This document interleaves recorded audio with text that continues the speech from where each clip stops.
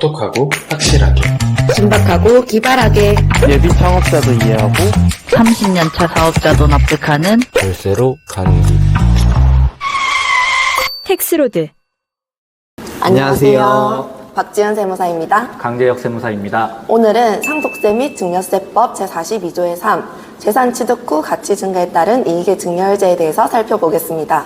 네, 이 조항이 실무에서 자주 발생하진 않지만 한번 문제가 터지면 크게 발생하기 때문에 조심하셔야 됩니다. 특히 부동산, 주식 취득, 가족 간 거래에서 자주 이슈가 되니 먼저 법령부터 살펴보겠습니다. 네, 해당 법령에는 다음과 같이 규정되어 있습니다. 타인으로부터 재산을 무상 취득하거나 타인의 부담으로 재산을 취득한 경우로서 대통령령으로 정하는 사유에 해당이 되고 일정 기간 내에 그 재산의 가치가 증가하여 이익이 발생한 경우에는 그 재산 가치 증가 부분에 대해서 이익의 증여로 과세할 수 있다. 즉, 내가 다른 사람의 재산을 무상으로 증여받거나 아니면 타인의 담보를 통해서 재산을 증여받은 경우로서 그 재산의 가치가 증가하였다면 이익에 대해서 증여세를 과세하겠다는 겁니다.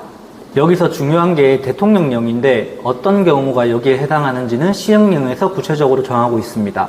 시행령 제31조의 6에서는 다음과 같은 대표적인 사례를 제시하고 있습니다. 타인의 자금으로 재산을 취득한 경우, 타인의 명의를 빌려 재산을 취득한 경우, 시가보다 현저히 낮은 가격으로 타인에게서 재산을 양수한 경우, 이러한 상황에서 재산을 취득하고 일정 기간 내에 가치가 증가했다면 그 증가 이익에 대해 증여세가 과세될 수 있습니다. 네, 증여세를 과세하기 위해서는 더 구체적인 요건들이 필요하겠죠? 그래서 4가지 요건들에 대해서 살펴보겠습니다. 일단 첫 번째로 과세 대상자의 범위, 즉 누구에게 증여세를 부과하느냐인데요. 무소득자, 미성년자처럼 재산을 자력으로 취득해서 자력으로 그 재산 가치를 증가시킬 수 없다고 판단되는 사람이어야 합니다. 그리고 두 번째로 취득 사유인데요. 다음 중 어느 하나에 해당하는 취득이어야 합니다.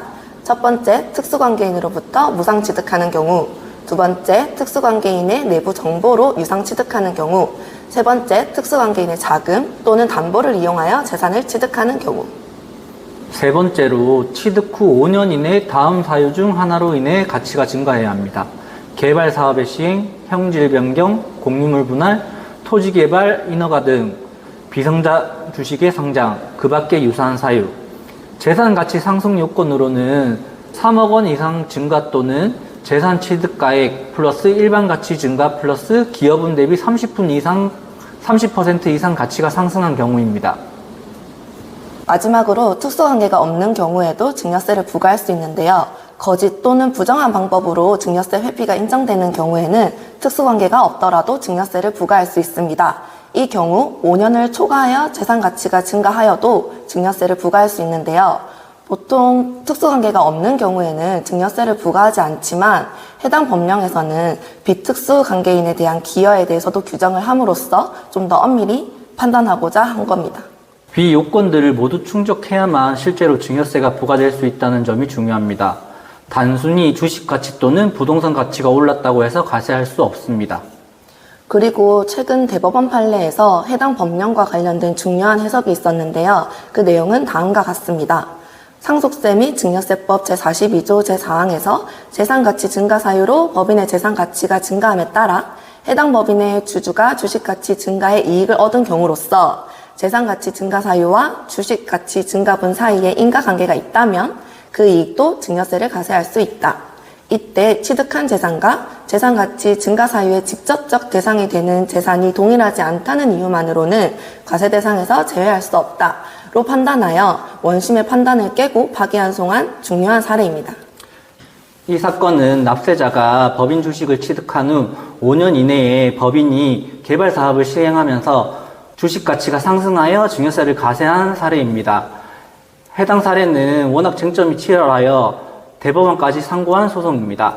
원심은 주주가 얻은 이익이 간접적 이익이라고 보아 과세할 수 없다고 판단하였지만 대법원에서는 재산가치 증가 사유와 주식가치 증가 사이에 인과관계가 있다면 그 이익도 증여로 볼 수 있다라고 판단하였습니다.